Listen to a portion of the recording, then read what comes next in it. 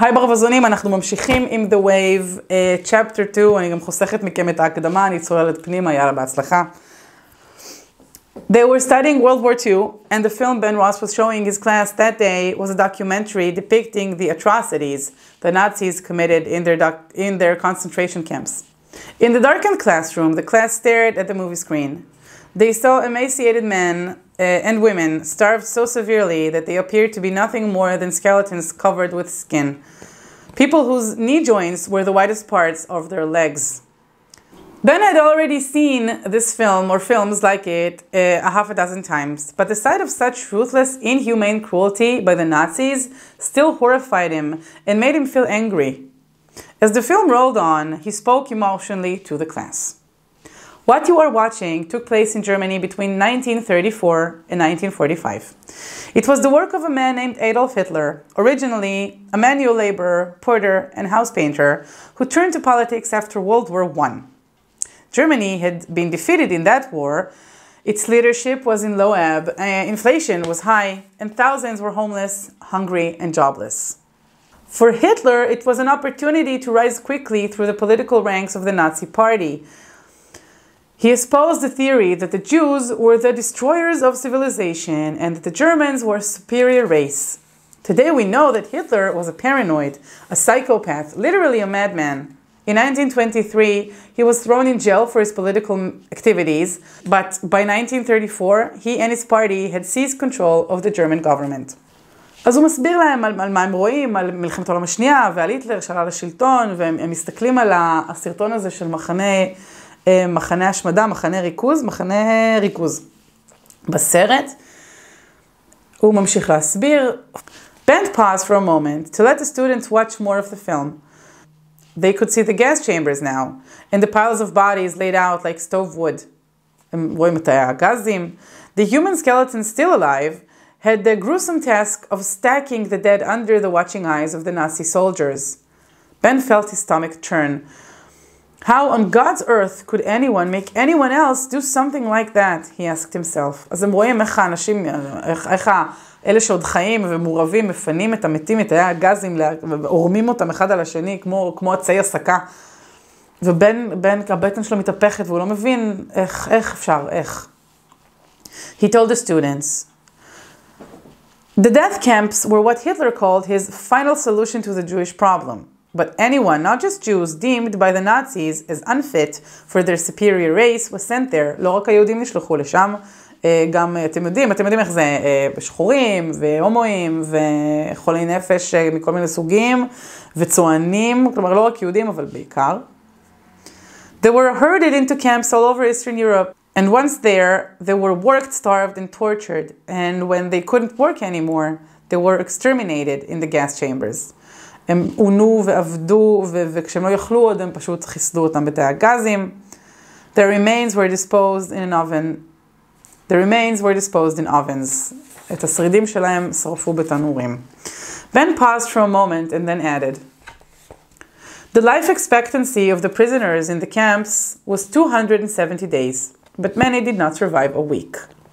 תוחלת החיים במחנה ריכוז הייתה 270 יום, רוב האנשים לא שרדו גם שבוע אחד. The film was ending, and Ben told the students, in all, the Nazis murdered more than 10 million men, women, and children in their concentration camps. The film was over. A student near the door flicked the classroom lights on. As Ben looked around the room, most of the students looked stunned. Ben had not meant to shock them, but he'd known that the film would. Most of these students had grown up in the small suburban community that spread out lazily around Gordon High. They were products of stable, middle-class families, and despite the violent, saturated media that permeated society around them, they were surprisingly naive and sheltered.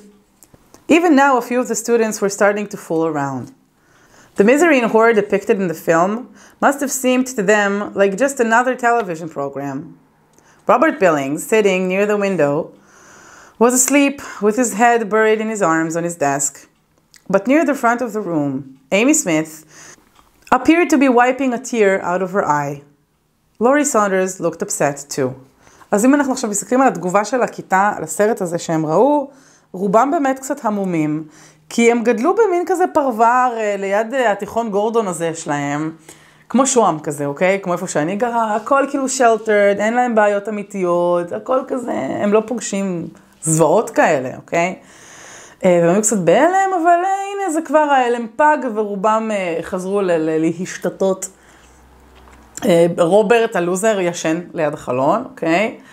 היחידות, ובאמת לא היחידות, אבל מי שנראות כאילו זה מאוד מאוד מאוד ככה הזיז להם, זה אימי, שממש בוכה, ולורי. I know many of you are upset, Ben told the class, but I did not show you this film today just to get an emotional reaction from you.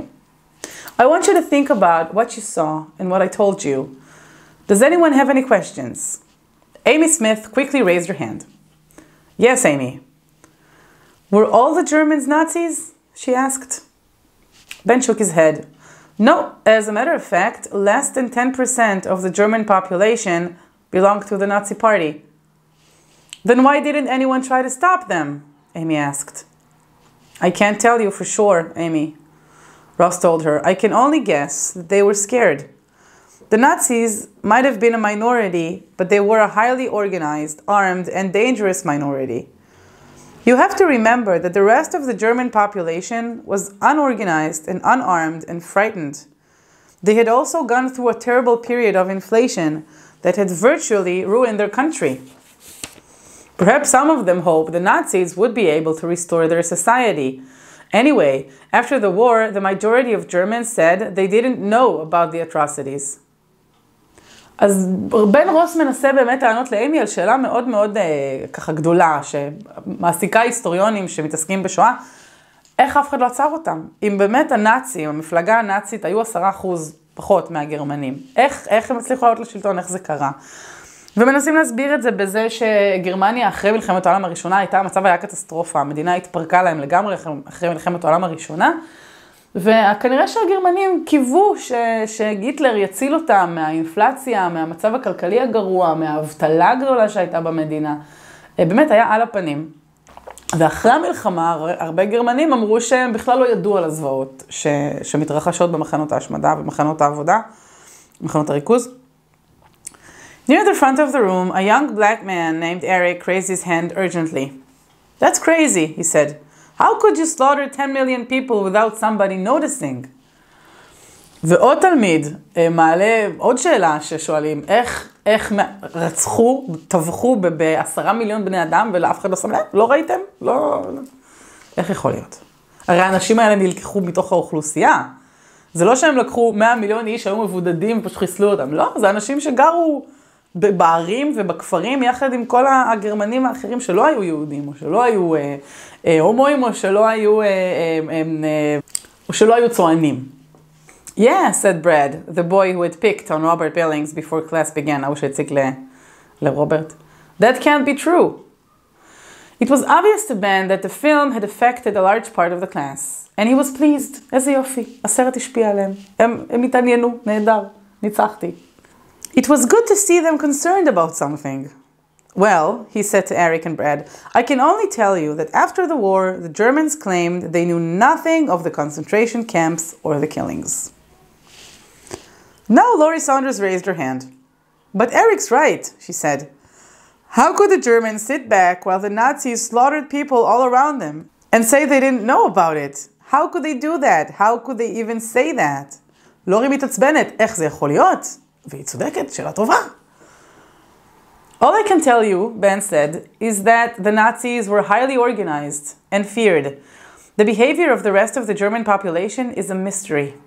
Why they didn't try to stop it? How they could say they didn't know? We just don't know the answers. ובאמת לא יודעים לענות על זה. התעסקו בזה, עשרות שנים מתעסקים בשאלה הזו. Eric's hand went up again.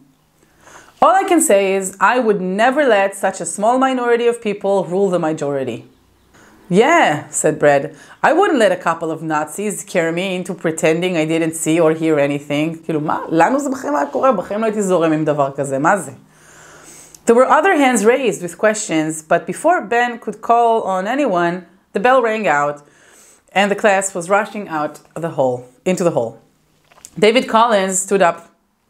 His stomach was grumbling like mad. דיוויד קולינס, זוכרים? דיוויד זה חבר של לורי. אוקיי, דיוויד זה חבר. אני צריכה לרשום לי את זה, אני מתבלבלת בין הבנים בספר הזה, מצטערת. אז דיוויד, חבר של לורי, stood up. His stomach was grumbling like mad. קרקרת לא בטן. The morning he'd got up late and had to skip his usual 3-course breakfast to make it to school on time. Even though the film Mr. Ross had shown really bothered him, he couldn't help thinking that next period was lunch. He looked over at Laurie Saunders, his girlfriend, who was still sitting in her seat. Come on, Laurie, he urged her. We have to get down to the cafeteria fast. You know how long the queues get.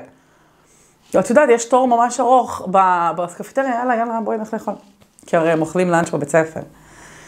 But Laurie waved him to go without her. I'll catch up later. לך, כאילו, בלעדיי. David scowled. He was torn between waiting for his girlfriend and filling his growling stomach. מצד אחד הוא רוצה לחכות ללורי, מצד שני הוא הילד מקרקרת לו הבטן. The stomach won, and David took off down the hall. After he was gone, Laurie got up from her seat and looked at Mr. Ross. There were only a couple of kids left in the room now, and except for Robert Billings, who was just waking up from his nap, הלוזר שנרדם, they were the ones who seemed to be the most disturbed about the film. I can't even believe that all the Nazis were that cruel, Laurie told her teacher. I don't believe anyone could be that cruel. Ben nodded. After the war, many Nazis tried to excuse their behavior by claiming they were only following orders and that they would have been killed themselves if they hadn't. Laurie shook her head. No, that's no excuse. They could have run away. They could have fought back. They had their own eyes and their own minds. They could think for themselves. Nobody would just follow an order like that. But that's what they said, Ben told her. Laurie shook her head again. It's sick, she said.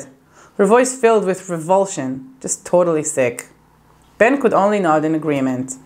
וללורי מאוד קשה לקבל את זה, לקבל את התירוץ שהרבה נאצים תרצו אחרי המלחמה, שהם פשוט מילאו הוראות, ואם הם לא היו ממלאים את ההוראות, היו יורים בהם, ומבחינתה זה לא, כי יש לך מיינד ויש לך eyes, ואתה יכול לפעול, שאתה יכול לברוח, אתה לא חייב לעשות מה שאומרים לך.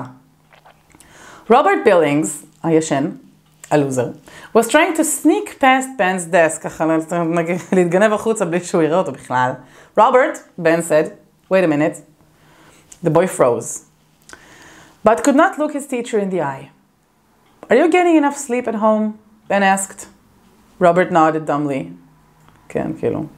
Ben sighed. All semester he had been trying to get through to this boy. He couldn't stand seeing him picked on by the other students, and it dismayed him that Robert didn't at least try to participate in class. אז באמת קשה לבן רוס עם רוברט, לא כי הוא כועס עליו או משהו, אלא כי הוא מרחם עליו, הוא בכיתה לא מנסה אפילו, וכולם מציקים לו, וזה ממש עושה לו רע. Robert, his teacher said sternly, if you don't start participating in this class, I will have to fail you. You'll never graduate at this rate. Robert glanced at his teacher and then looked away again. Don't you have anything to say? Ben asked. Robert shrugged. I don't care, he said. What do you mean you don't care? Ben asked. Robert took a few steps towards the door. Ben could see that he was uncomfortable about being questioned. Robert? The boy stopped, but he still could not look at his teacher. I wouldn't do any good anyway, he mumbled. Ben wondered what he could say. Robert's case was a tough one.